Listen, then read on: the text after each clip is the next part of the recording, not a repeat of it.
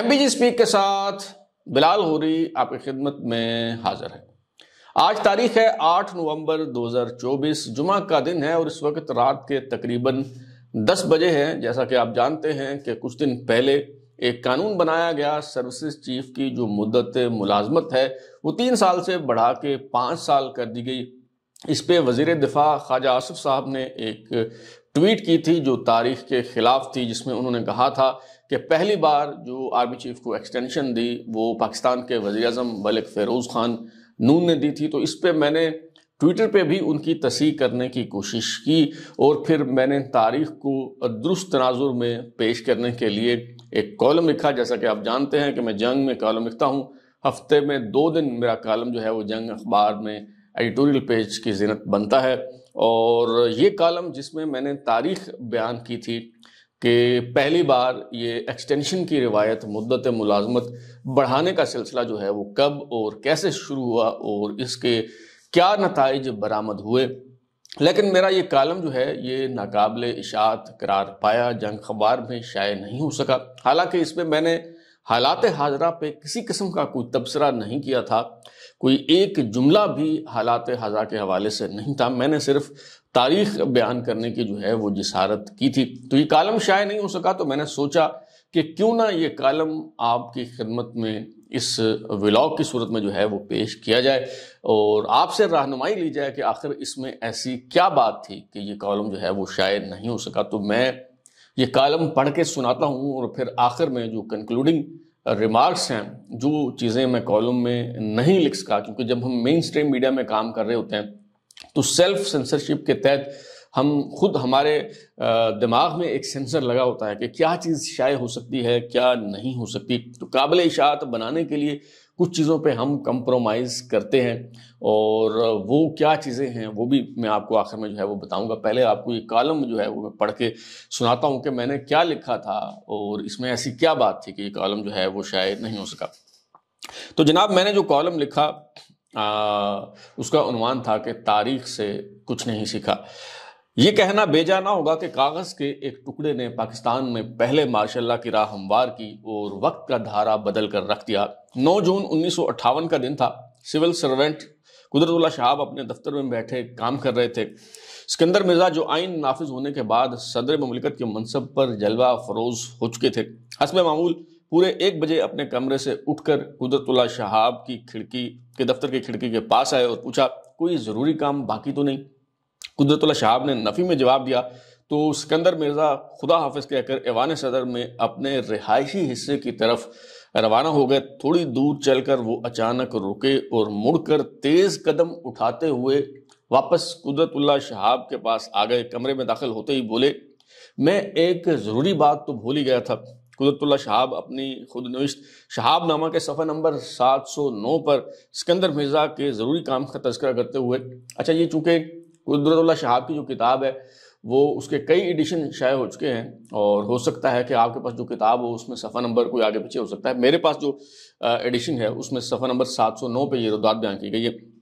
تو شہاب نامہ کے صفحہ نمبر 709 پر سکندر مرزا کے ضروری کام کا تذکرہ کرتے ہوئے لکھتے ہیں کہ یہ کہہ کر انہوں نے میز سے پریزیڈنٹ ہاؤس کی اسٹیشنری کا ایک ورق اٹھایا اور وہیں کھڑے کھڑے وزیر اعظم فیروز خان نون کے نام ایک 2 سطری نوٹ لکھا کہ ہماری باہمی متفقہ رائے کے مطابق بری افواج کے کمانڈر ان چیف کے طور پر جنرل محمد ایوب خان کی ملازمت میں 2 سال کی توسیع کے احکامات فوری طور پر جاری کر دیے جائیں۔ اس پر انہوں نے موسٹ امیڈیٹ کا لیبل اپنے ہاتھوں سے چشمہ کیا اور حکم دیا کہ وہ ابھی خود جا کر یہ نوٹ پرائم منسٹر کو دیں اور ان کے عملے کے حوالے نہ کریں۔ یہ مختصر سا پروانہ بڑی عجلت اور کس قدر لاپرواہی کے عالم میں لکھا گیا تھا۔ اسکندر مرزا کے ہونٹوں میں دبے سگریٹ کی راکھ بھی اس پر 2 بار گر چکی تھی، لیکن کاغذ کے اس چھوٹے سے پرزے نے ہمارے ملک کی تاریخ کا رخ موڑ دیا۔ یہ قدرت اللہ شہاب نے جو ہے وہ روایت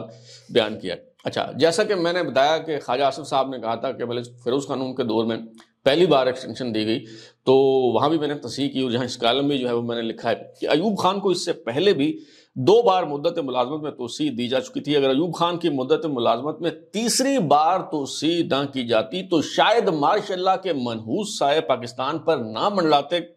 لیکن 2 سالہ توسیع کی مدت ختم ہونے سے پہلے ہی ایوب خان عنان اقتدار پر قابض ہو گئے اور 7 اکتوبر 1958 کو یعنی تیسری بار ایکسٹینشن ملنے کے محض 4 ماہ بعد ہی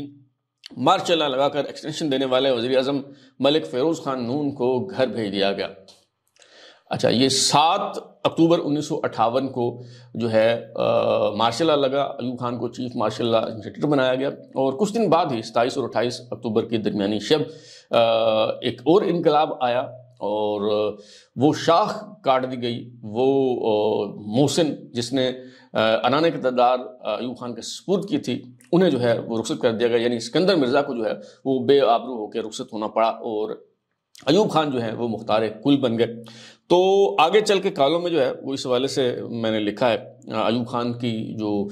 خود نوشت ہے اس کا حوالہ جو ہے میں نے دیا ہے۔ ایوب خان اپنی سوانح حیات جس رزق سے آتی ہو پرواز میں کوتاہی،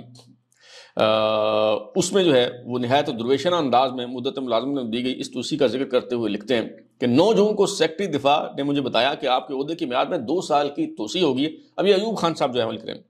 اس کا اعلان دوپہر کو ہوگا۔ ایوب خان کہتے ہیں کہ یہ توسیع کیسے عمل میں آئی اور اس کے بارے میں میرا رد عمل کیا تھا، اس کی کیفیت درج ذیل سگنل سے معلوم ہوگی۔ اچھا، اس وقت جو کمیونیکیشن ہوتی تھی، واٹس ایپ نہیں ہوتا تھا، ٹیلی فون پہ رابطہ جو ہے وہ اس طرح سے نہیں ہو پاتا تھا، تو سگنلز کے ذریعے جو ہے وہ کمیونیکیشن ہوتی تھی، رابطہ ہوتا تھا۔ تو وہ جو سگنلز کا تبادلہ ہوا وہ جو ہے وہ ایوب خان صاحب اپنی خود نوشت میں جو ہے بیان کریں۔ فیروز خان نون وزیر اعظم کی طرف سے کمانڈر ان چیف پاک آرمی کے نام تار 9 جون 1958 کو جو تار بھیجا گیا ایوب خان کا نام، مجھے بڑی خوشی ہے کہ آپ نے 2 برس تک اور ہماری افواج کے کمانڈر ان چیف کے عہدے پر رہنا منظور کیا ہے۔ وقفہ، آپ ابھی بہت کم عمر ہیں، آپ کی عمر ابھی 51 سال ہے، لیکن تجربے اور قابلیت میں نہایت پختہ کار۔ وقفہ، پاکستان موجودہ حالات میں آپ کی خدمات سے محرومی کا نقصان کسی طرح برداشت نہیں کر سکتا۔ اب دیکھیں کہ نہ الفاظ بدلتے ہیں نہ معاملات بدلتے ہیں، بس شخصیات اور چہرے بدل جاتے ہیں۔ اچھا، تو وزیر اعظم صاحب فرما رہے ہیں کہ پاکستان موجودہ حالات میں آپ کی خدمات سے محرومی کا نقصان کسی طور برداشت نہیں کر سکتا، اور مجھے یقین ہے کہ پہلے کی طرح ملک کا دفاع آپ کے ہاتھوں میں محفوظ رہے گا۔ ختم۔ ایک تار جو ہے وزیر اعظم کی طرف سے بھیجا گیا وہ ختم ہو گیا۔ Commander in chief general Ayub Khan اس پہ جواب دے رہے ہیں اپنے تار میں، وہ لکھتے ہیں، میں اپنی ملازمت کی توسیع پر آپ کے تعریفی اور حوصلہ افزا پیغام کا شکر گزار ہوں۔ وقفہ، ذاتی طور پر مجھے سبکدوشی پر بھی ویسی ہی خوشی ہوتی جیسی اس عظیم الشان فوج کی خدمت کا مزید موقع ملنے پر ہوئی ہے، جس کی تعمیر میری عمر بھر کی تمنا رہی ہے۔ وقفہ، بہرحال میں نے 31 برس تک اس کا نمک کھایا ہے اور میں نے جو کچھ حاصل کیا ہے اس کی بدولت اور وہ اسی کی ملکیت ہے۔ وقفہ، اب یہاں پہ ایک پیراگراف جو میں نے لکھ کے اور اس کے بعد حذف کر دیا تھا کیونکہ مجھے پتا تھا کہ یہ نہیں چھپ سکے گا، وہ بھی میں اب آپ کو بیان کر دیتا ہوں کیونکہ اب جو ہونا تھا وہ ہو گیا، یعنی کالم جو ہے وہ نہیں چھپا۔ تو یہ جو بندگان خاکی ہیں ایوب خان جیسے، ایک تو یہ بڑا مسئلہ ہے کہ وہ بظاہر یہ تاثر دیتے ہیں، جیسے ایوب خان لکھ رہے ہیں کہ جی اگر مجھے سبکدوش ہونا پڑتا، ایکسٹینشن نہ ملتی، تو پھر بھی مجھے ویسے ہی خوشی ہوتی جیسے کہ ایکسٹینشن ملنے پر ہو رہی ہے۔ تو یہ جو بندگان خاکی ہیں، وہ میں نام نہیں لیتا، کوئی بھی ہو، تو آپ جانتے ہیں کہ کیانی صاحب کے دور میں کیا ہوا، راحیل شریف صاحب کے دور میں جو ہے وہ کیا ہوا، اور باجوہ صاحب کے دور میں کیا کیا جو ہے وہ ہوتا رہا۔ تو یہ جو بندگان خاکی ہیں، نہ صرف یہ کہتے ہیں کہ آپ ایکسٹینشن دیں، بلکہ ساتھ یہ فرمائش بھی ہوتی ہے کہ آپ قوم کو بتائیں کہ سپہ سالار کو تو عہدوں کی کوئی طلب نہیں ہے، وہ تو گھر جانا چاہتے ہیں مدت ملازمت ختم ہونے پہ، لیکن چونکہ پاکستان نازک ترین دور سے گزر رہا ہے، چونکہ پاکستان کی قومی سلامتی اور دفاع کے لیے وہ ناگزیر ہیں، اگر وہ چلے گئے تو پاکستان تباہ و برباد ہو جائے گا، تو لہٰذا ہم نے ان سے دست بستہ التجا کیا ہے کہ جناب والا آپ کچھ عرصہ اور سپہ سالار کے منصب پر رہنا گوارا کر لیں، یہ ملک اور قوم کے لیے بہت ضروری ہے، آپ کا احسان عظیم ہوگا۔ تو ایوب خان بھی وہی تاثر کم و بیش جو ہے وہ دے رہے ہیں، حالانکہ یہ ایکسٹینشن لینے کے لیے پوری کوشش انہوں نے کی تھی اور پورا حکومت کو دباؤ میں لے کے آئے ہوئے تھے۔ حسین شہید سہروردی کے ساتھ انہوں نے ایکسٹینشن لینے کے لیے کیا وہ ایک الگ کہانی ہے، وہ پھر کبھی جو ہے میں آپ کو بتاؤں گا۔ ابھی جو کالم ہے اس کو ہم دوبارہ سے جو ہے وہ کنٹینیو کرتے ہیں۔ آگے چل کے میں نے لکھا ہے، حقیقت یہ ہے کہ ایوب خان نوکری بچانے اور مدت ملازمت میں توسیع پانے کے لیے نہ صرف بے چین تھے بلکہ اپنے حلف سے روگردانی کرتے ہوئے وزیر اعظم کی جاسوسی بھی کروا رہے تھے۔ ایوب خان نے بعد ازاں الطاف گوہر سے بے تکلفانہ گفتگو کے دوران اس بات کا اعتراف کیا کہ وہ وزیر اعظم کی جاسوسی کروا رہے تھے۔ الطاف گوہر صاحب یہ ایک آرٹیکل میں باقاعدہ یہ ساری تفصیلات جو ہے وہ بیان کر چکے۔ جنرل ایوب خان نے کہا کہ فیروز خان نون اپنی بیوی کے زیر اثر تھا اور جنرل شیر علی پیٹودی کی بات جو ہے یہاں پہ ہو رہی کو پروموٹ کرنا چاہتا تھا، مگر میرے لڑکے اس پر نظر رکھے ہوئے تھے۔ آگے جی کالم پہ میں نے لکھا ہے کہ جنرل ایوب خان نے مدت ملازمت میں توسیع پر شکریہ ادا کرتے ہوئے وزیر اعظم کو وفاداری کا یقین دلایا تھا اور کہا تھا کہ میں نے 31 سال تک اس ملک کا نمک کھایا ہے، مگر انہوں نے نمک حرامی کرتے ہوئے اپنے حلف سے روگردانی کی اور اسکندر مرزا سے ساز باز کر کے اقتدار پر قبضہ کر لیا۔ وزیر اعظم فیروز خان نون اپنی سوانح حیات فرام میموری میں بلاچارگی اور بے بسی کا اظہار کرتے ہوئے لکھتے ہیں کہ مجھ سے اکثر یہ سوال پوچھا گیا ہے کہ کیا مجھے اس انقلاب کی کوئی خبر تھی؟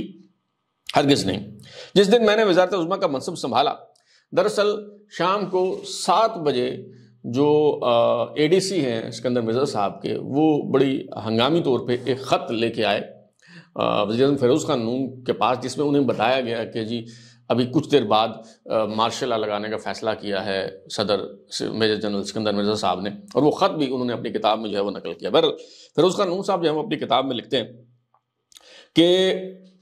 جس دن میں نے وزارت عظمیٰ کا منصب سنبھالا، اسی روز سے مجھے معلوم تھا کہ اسکندر مرزا کنٹرولڈ ڈیموکریسی کے خواہاں ہیں۔ انہوں نے مجھ سے کہا کہ کیوں نہ انٹیلیجنس ادارے کے سربراہ مسٹر انور علی اور مغربی پاکستان پولیس کے آئی جی مسٹر شریف خان کو تہران بھیج دیا جائے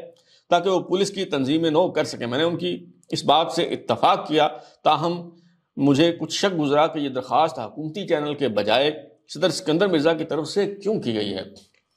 چند ماہ پہلے صدر اسکندر مرزا ہی کے اصرار پر مغربی پاکستان بارڈر پولیس کی سربراہی فوج کے حوالے کر دی گئی تھی، لیکن اگر مجھے مارشل لا کے نفاذ کی صحیح تاریخ اور وقت معلوم ہوتا تو بھی میں انہیں کیسے روک پاتا۔ بڑی یہ جو آخری جملہ لکھا ہے ملک فیروز خان نون نے، اس سے وزیر اعظم کی لاچارگی اور بے بسی آپ ملاحظہ کر سکتے ہیں۔ وہ کہتے ہیں کہ مجھے پتہ بھی ہوتا تو میں کیا کر لیتا، کیونکہ جب باڑھ ہی کھیت کو کھانے لگے تو پھر کیا کیا جا سکتا ہے۔ تو آخری چند جملے ہیں کالم کے، اس کے بعد میں وہ باتیں جو میں نہیں لکھ پایا وہ بھی آپ کو جو عرض کرتا ہوں۔ پاکستان کی تاریخ گواہ ہے کہ توسیع دینے والے وزراء اعظم اپنی مدت پوری نہیں کر پاتے۔ وزیر اعظم یوسف رضا گیلانی نے جنرل اشفاق پرویز کیانی کو ایکسٹینشن دینے کا اعلان کرنے کے بعد کہا تھا، اچھا اب آپ کو یاد ہوگا کہ آدھی رات کو وزیر اعظم کو اٹھا کے کہا گیا تھا کہ ابھی کے ابھی آپ ایکسٹینشن دینے کا اعلان کریں۔ یہ ایک الگ کہانی ہے، یہ بھی کسی وقت ہم جو ہے وہ ڈسکس کریں گے۔ تو وزیر اعظم یوسف رضا گیلانی نے جنرل اشفاق پرویز کیانی کو ایکسٹینشن دینے کا اعلان کرنے کے بعد کہا تھا کہ اب چاروں بڑوں یعنی صدر، وزیر اعظم، آرمی چیف اور چیف جسٹس کی جو پوزیشن ہے وہ 2013 تک محفوظ ہے۔ یہ اس دن کے اخبارات آپ اٹھا کے دیکھ سکتے ہیں، وزیر اعظم یوسف رضا گیلانی کا یہ بیان جو ہے وہ چھپا ہوا ہے، کیونکہ ان کے کہنے کا مطلب یہ تھا کہ اب 2013 تک وہ بھی وزیر اعظم رہیں گے، چیف جسٹس نے بھی 2013 میں ریٹائر ہونا تھا، اچھا اور اس کے بعد جو ہے وہ صدر نے بھی 2013 میں سبکدوش ہونا تھا، تو army chief general Ashfaq Parvez Kayani کو جو ہے وہ انہوں نے ایکسٹینشن دے دی۔ تو انہوں نے کہا جی اب کیانی صاحب بھی جو ہے 2013 تک جو ہے وہ برقرار ہے، لیکن ایک بندہ جو ہے اسے ایکسٹینشن نہیں دی گئی اور وہ تھے D G I S I, اور انہوں نے کہا کہ مجھے ایکسٹینشن نہیں دی تو اب وزیر اعظم صاحب آپ بھی اپنی مدت پوری نہیں کر پائیں گے۔ اور پھر تاریخ نے یہ ثابت کیا کہ وزیر اعظم یوسف رضا گیلانی کو جو ہے وہ گھر جانا پڑا۔ تو آگے میں نے لکھا ہے کہ لیکن وہ خود سب سے زیادہ غیر محفوظ ثابت ہوئے اور مدت پوری نہ کر پائے، مگر تاریخ کا سب سے بڑا سبق یہ ہے کہ ہم تاریخ سے سبق نہیں سیکھتے۔ تو یہ کالم یہاں پہ ختم ہو گیا۔ تو یہ اضافی جو میں نے بکواس کی ہے اس کو اگر آپ نکال دیں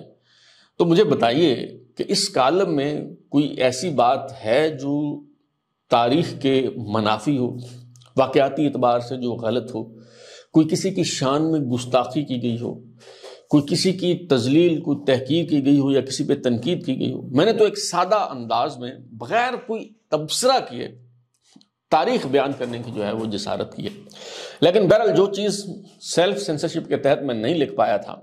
وہ میں آپ کو جو ہے وہ بتا دیتا ہوں۔ میں نے دراصل یہ بتانے کی کوشش کی کہ تاریخ کا سبق یہ ہے کہ جو ایکسٹینشن دینے والے وزراء اعظم ہیں وہ بیچارے اپنی مدت پوری نہیں کر پاتے، اور یہ جو میں نے ضروری کام تھا اسکندر مرزا کا، اور جس کے تحت فیروز خان نون کو نے 2 سال کی مزید extension the, commander in chief general Ayub Khan کو اگر وہ اتنے نہ دیتے تو شاید آج پاکستان کی تاریخ مختلف ہوتی. اور پھر یوسف رضا گیلانی صاحب کی جو ہے وہ مثال میں نے آپ کے سامنے رکھی ہے.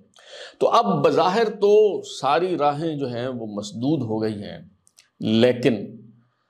آپ کو یاد ہوگا کہ جب سارے راستے بند ہو جاتے ہیں تو پھر کیا ہوتا ہے؟ پھر یہ ہوتا ہے کہ ایوب خان کے لیے کوئی یحییٰ خان آتا ہے، جنرل ضیاء الحق کے لیے کوئی اسلم بیگ پیدا ہو جاتا ہے، جنرل پرویز مشرف کے لیے کوئی راحیل شریف جو ہے کوئی اشفاق پرویز کیانی جو ہے وہ آ جاتا ہے. تو یہ تاریخ کا سبق ہے. جب آپ سارے راستے بند کر دیتے ہیں تو پھر آپ کے اپنے گھر سے کوئی مزاحمت ہوتی ہے، پھر آپ کے اپنے گھر سے جو ہے وہ کوئی راستہ نکلتا ہے.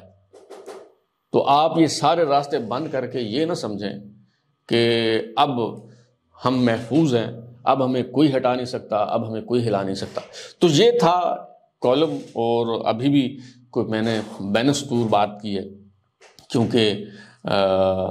وہ پاکستان میں اظہار رائے کی آزادی تو ہے، لیکن اظہار رائے کے بعد کی جو آزادی ہے اس کی کوئی گارنٹی نہیں ہے. تو اب تک کے لیے اتنا ہی. بلال اردو کو اجازت دیجیے، پھر ملاقات ہوگی. اگر آپ کو ہمارا یہ شو پسند آیا تو اسے لائک کریں، کامنٹ کریں، شیئر کریں، اور ہمارا چینل سبسکرائب کرنے کے بعد بیل آئیکن یعنی گھنٹی ضرور دبائیں تاکہ آپ کو نئی ویڈیوز نوٹیفیکیشن ملتے رہیں. بہت شکریہ.